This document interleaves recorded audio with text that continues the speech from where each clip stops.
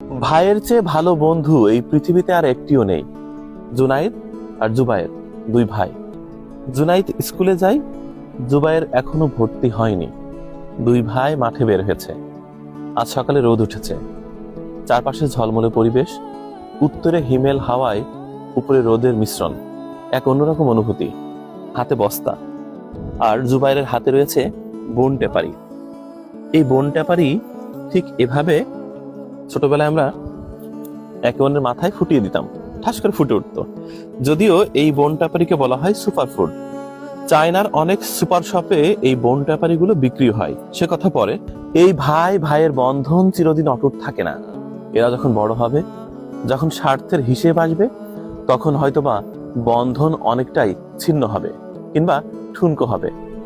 ছোটবেলায় এই যে ছোট ভাইয়ের সাথে মাঠে মাঠে ঘুরে বেড়ানো, টই টই করে বড়ই গাছ, খেজুর গাছ, আম গাছ, জাম গাছ ছুটে বেড়ানো, এই দৃশ্যটি সবারই কল্পনায় আসে। যখন ভাইয়েরা বড় হয়, যখন সম্পত্তির ভাগাভাগিতে আসে, তখনই বেঁধে যায় বিপত্তি।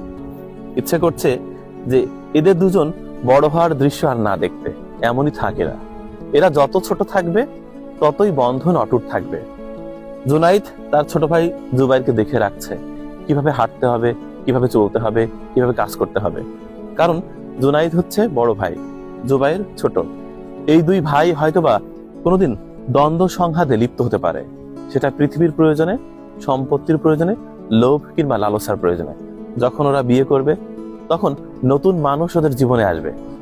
তারা ওদের জীবনের অতীত ক্যালকুলেশন করবে না, তারা অনেক রকমের হিসেব দেখাতে চাইবে, বাস্তবতা বোঝাতে চাইবে। ঠিক তখনই জুনাইদ জুবাইরকে ভুল বুঝতে পারে, জুবাইরও জুনাইদকে ভুল বুঝতে পারে। এই যে ভুল বুঝাবুঝির দৌড়, এটি ঠিক মৃত্যুর আগ পর্যন্ত চলতেই থাকবে। ভাইয়ের চেয়ে ভালো বন্ধু পৃথিবীতে নেই, ভাইয়ের চেয়ে প্রিয় সম্পদ, প্রিয় মানুষ পৃথিবীতে আর একটিও নেই। আমাদের সবার জীবনেই এরকম একটা শৈশব থাকে। শৈশবে ছোট ভাই, বড় ভাই, বন্ধুত্ব, খুনসুটি, মারামারি, গ্যাঞ্জাম, এটা যেন নিত্য নৈমিত্তিক ব্যাপার। কিন্তু যখন আমরা বড় হই, তখন এই বন্ধন ভুলে যাই। পৃথিবী বড় নিষ্ঠুর।